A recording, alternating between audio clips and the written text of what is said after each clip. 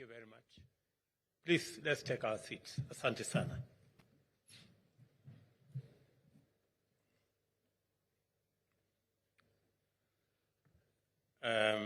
Mr. Deputy President, Ministers present, Permanent Secretaries present, the Chair of the Council of Governors, our development partners and social partners, distinguished participants, good morning. Today we begin a series of important events to mark a week whose significance is critical for the people of Kenya and essential to the government of Kenya. Our bottom-up economic transformation agenda stands on the foundation of creating sustainable capacities and viable opportunities for the empowerment of people at the bottom of the socio-economic pyramid. A unique feature of the bottom-up agenda, therefore, is that each pillar of our economic transformation is deeply embedded in commitments arising from Article 43 of the Constitution, which sets our economic and social rights as fundamental human rights. Through our universal health coverage pillar, we are discharging our constitutional mandate to actualize every Kenyan's right to the highest attainable standard of health and to healthcare services. Similarly, the right to accessible and adequate housing, as well as reasonable standards of sanitation, are being realized through the affordable housing pillar of the plan for the bottom-up transformation. Additionally, our agro-industrial and food security pillar attends to the right of every Kenyan to be free from hunger and to have adequate food of acceptable standards. The right to clean, safe water is catered for through the irrigation and the water harvesting components of our agro-industry and food security, as well as the cross-cutting enablers of our plan. The right to social security, as already observed, forms the bedrock of the strategy and the foundation of our governing agenda. As such, it permeates every pillar and therefore affects interventions across sectors. The right to education must be observed robustly as a basic indicator of commitment to enhancing inclusion, effective participation, productivity of citizens, and transforming national competitiveness. This event, therefore, is important to all of us. I am delighted with the progress we are making in focusing transformational attention to the social sector, which is the backbone of sustainable social development. The paramount question to be answered in the course of deliberations during this conference arises from its theme. Number one, first, what are we doing to accelerate the development of an inclusive and integrated social protection system in our country? Secondly, what are our strategic options for the expansion of coverage and improvement of shock responsiveness in order to leave no one behind? These are the foremost considerations in promoting and advocating for an integrated social protection system that can achieve increased coverage throughout the effective coordination of diverse actors in order to focus our full capacity on the people. Our philosophy of development is people-centered.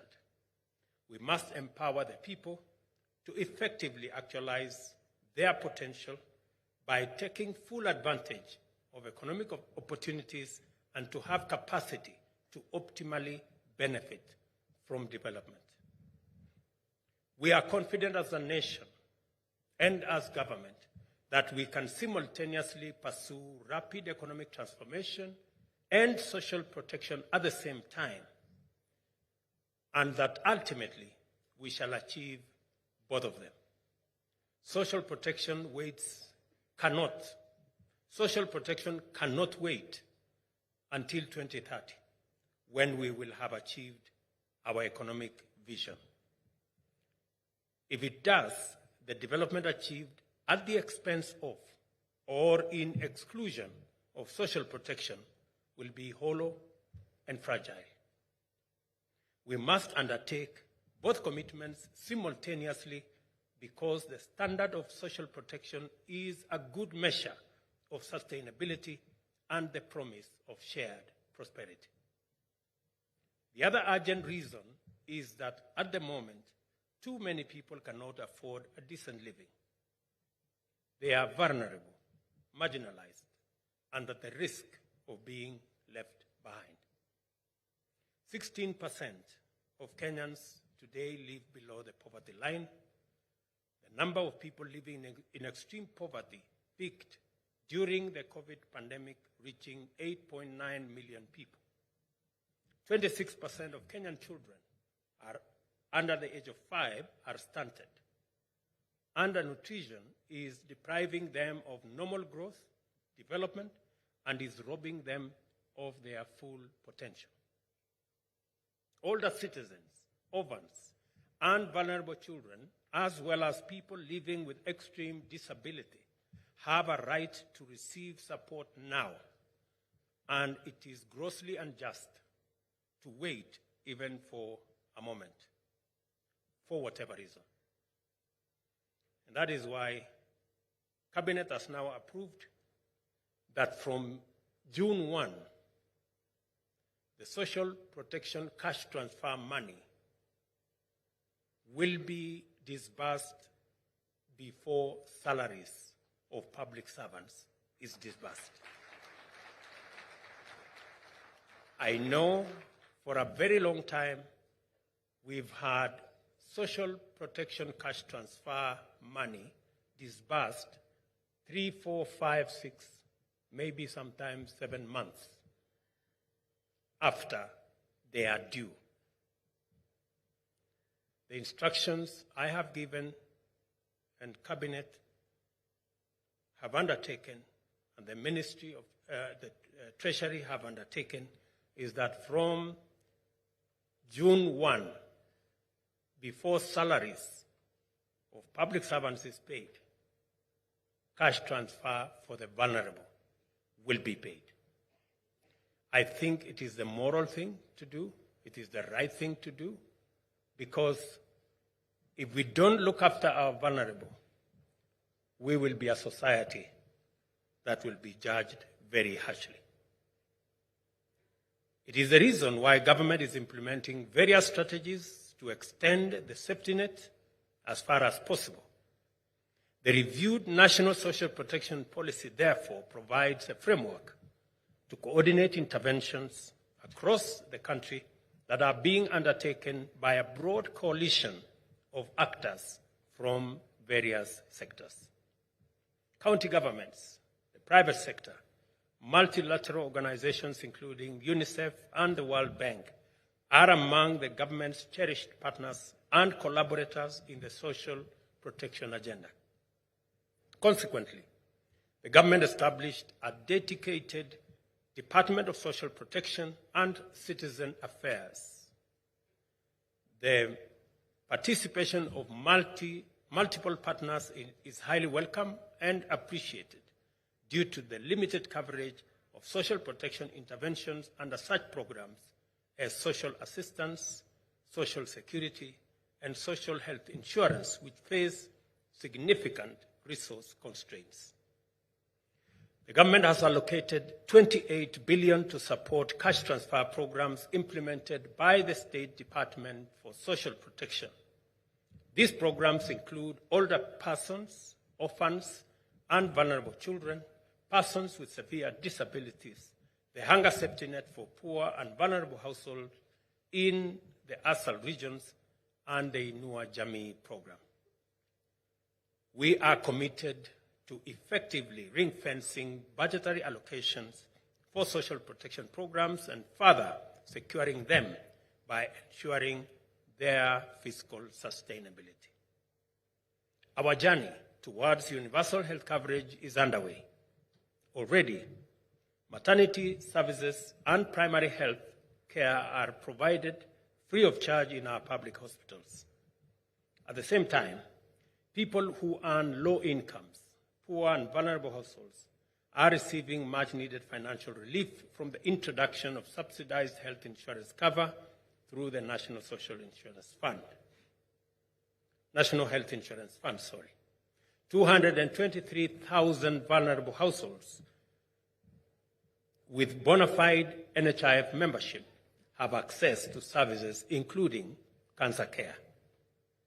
Again, on this front, we are in discussion with stakeholders in that sector to actualize the commitment I made to the people of Kenya that we will make NHIF contributions affordable. At the moment, the lowest contributor pays 500 shillings. We have worked the numbers. It will be possible, beginning later this year, to pay 300 shillings and still keep the cover. Again, so that we can expand the number of people whom we can carry on board the National Health Insurance cover. Again, we are redesigning the whole delivery of health cover or health facilities. We are having conversations with the county governments, and within the next few weeks, we will be rolling out the program that will also make it possible for us to now pay stipend to the 100,000 community health workers or volunteers across the country, again as a means to bring the people at the bottom of the pyramid on board health services. Malnutrition and undernutrition are severely punitive burdens for children. They also increase susceptibility to other diseases and the financial cost of treatment. In 2014, the cost of hunger survey estimated that costs associated with underweight children were 13.1 billion, while those associated with acute respiratory infections, acute diarrhea syndrome, fever, and malaria was approximately 800 million. To provide comprehensive protection for young children, the State Department of Health, Social Protection, Education, and Agriculture will strengthen their collaboration and coordination mechanisms to serve more vulnerable children and secure their present as well as their future. Again, to make sure that all our children attend school. I did make a commitment, and we are in discussion with the counties, that all our schools, especially in our informal settlements, in our arid and semi-arid areas that have challenges to access to food, we have undertaken that every county government that provides school feeding program, we are going to match the funds as national government so that we can get more and more of our children to access food in school. I appreciate on this account the partnership of UNICEF and the World Bank with the government in the nutrition improvement for children through cash and health education program, economic inclusion. Inclusion, as well as the Universal Child Benefit Program, which is being piloted in Kisumu, Embu, and Kajiado counties. Beyond tackling malnutrition, these interventions also address exclusion by increasing the social protection cover of the vulnerable and supporting their economic empowerment to enhance resilience. Traditionally, the youth, women, and persons living with disability face tremendous obstacles in accessing opportunities to participate in development that they have been virtually excluded from meaningful economic activity. The financial vehicle to deliver this inclusion and ignite vigorous economic activity among vulnerable and marginalized Kenyans is the Hustler Fund. And a lot has been said about the Hustler Fund. This is a fund that is now about 4 months old. We have disbursed 23 billion shillings through that fund. We have 7 million Kenyans who borrow regularly on that fund.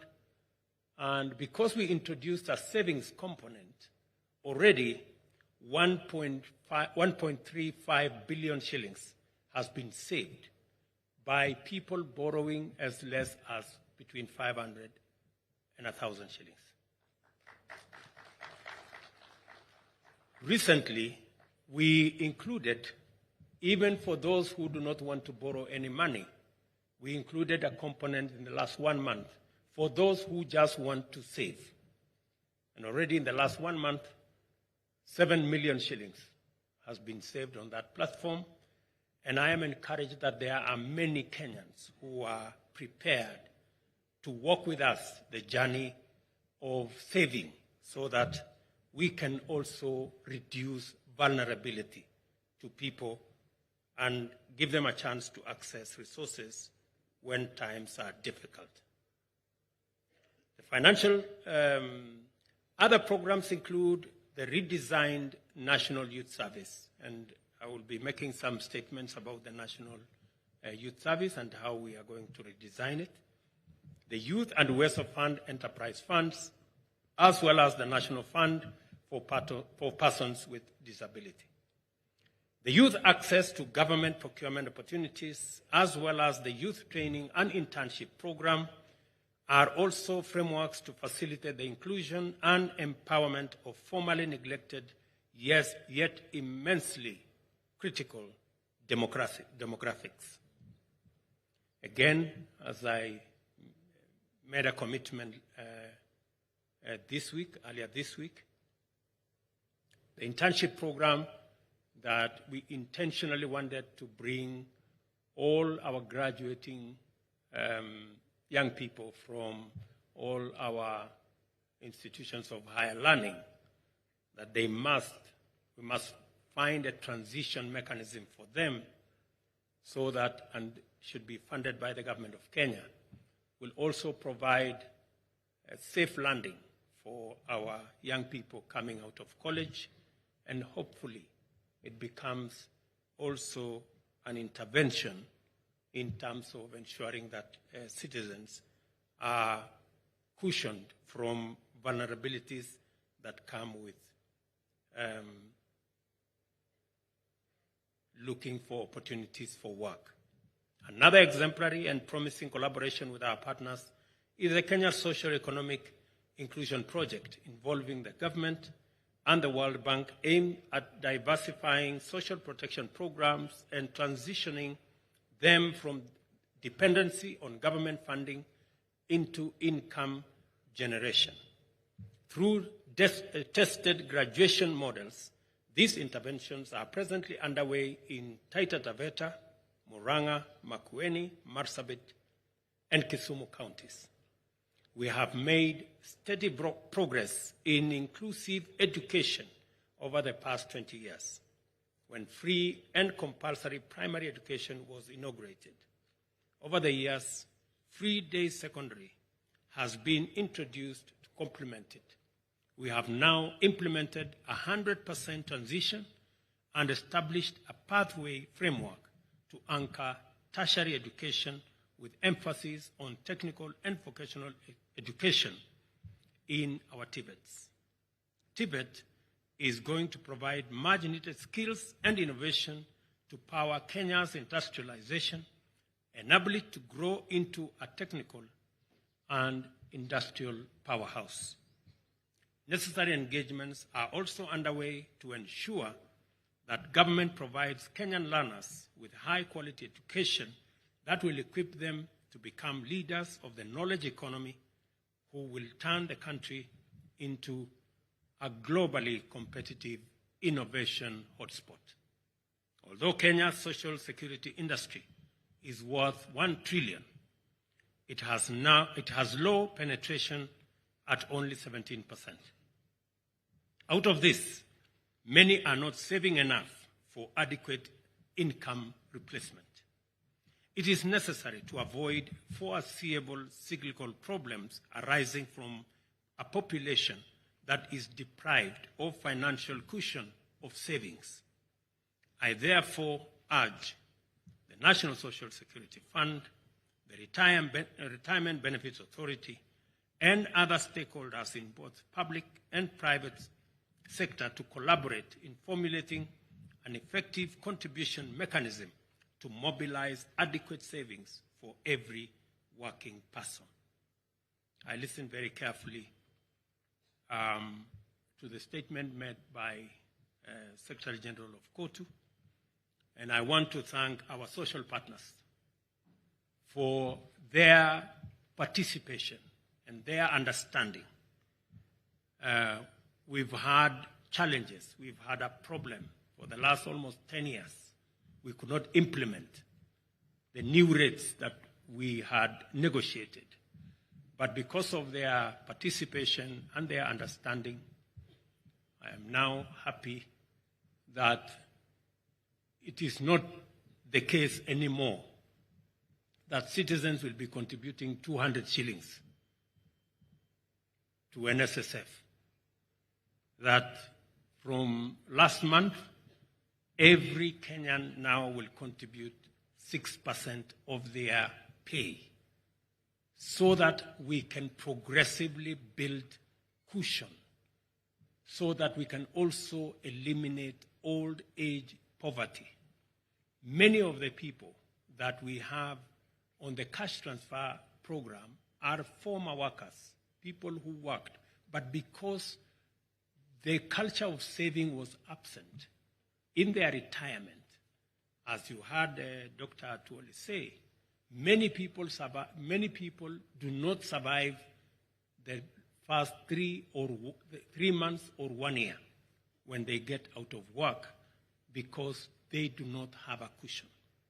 I am very confident now going forward, we will improve our savings as a percentage of GDP from the current between 8, maybe 10, maybe 11%, when other countries like in the West are anywhere between 40 or 50%. In fact, some are at 55%.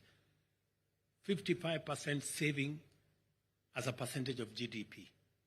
We are at about 10. It means we have a long way to go. I am very confident that with the awakening that savings is not a tax, savings is not a burden. It is your money that you have set aside for that day when you need it desperately. And it is the culture we must build. Old age poverty is one of the biggest problems we have in Kenya. And it is contributed significantly because we have not built the culture of savings. And with the new program, I want to urge every Kenyan, even if you don't have a salary job, make it your intention to save for tomorrow. That is why even in the lending that we are using, even the lending we have in the Hustler Fund, we made a mandatory 5% saving. And in just 4 months, we have managed a saving of 1.3 billion. I am confident that with the new rates, of our National Social Security Fund, we will be able to double the resources we have as savings in the next 8 or 9 years, to double what we have today. And we will progressively move our savings as a percentage of GDP from 10%, possibly in the next 10, 15 years, to between 20 and 25%. I think we will be moving in the right direction as a nation. And I want to thank all Kenyans. I know we have fought in court, but we have also negotiated on tables. And a combination of all that has now given us a way forward. I believe that the time has now come for us to actualize the Social Assistance Fund for vulnerable groups, as mandated in Vision 2030. The State Department and the State Law Office should liaise with parliamentary leadership to expeditiously generate the necessary legislative framework to make this a reality. It is now time to recognize our partners in this fundamental critical undertaking. Our county governments, led by the chair who is here, have emerged as focal points of collective action in social protection. Thank you very much, Madam, and your team. The World Bank, UNICEF, and the World Food Programme have been indefatigable and effective traditional partners of the government, as well as the International Labour Organization, Food and Agriculture Organization, the Foreign and Commonwealth Development Office, and the Save Children Fund. Many private sector entities have also contributed, especially under the Corporate Social Responsibility Framework. I want to very sincerely thank all our partners for their immense contribution to the success of social protection in Kenya. I encourage more participants and more partners to join in this noble undertaking and hasten our progress to full social protection cover in Kenya.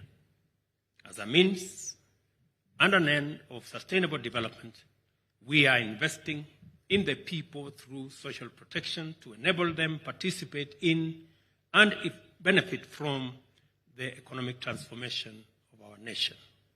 This requires collaboration. It requires building a bigger coalition of partners, of Kenyans, of private sector, of the public sector, all of us acting in concert so that we can actualize social protection as the mechanism of ensuring that no one is left behind. I now declare the Kenya Social Protection Conference and wish you very fruitful deliberations officially open. Thank you very much. God bless you, and God bless our great country. Asanteni sana.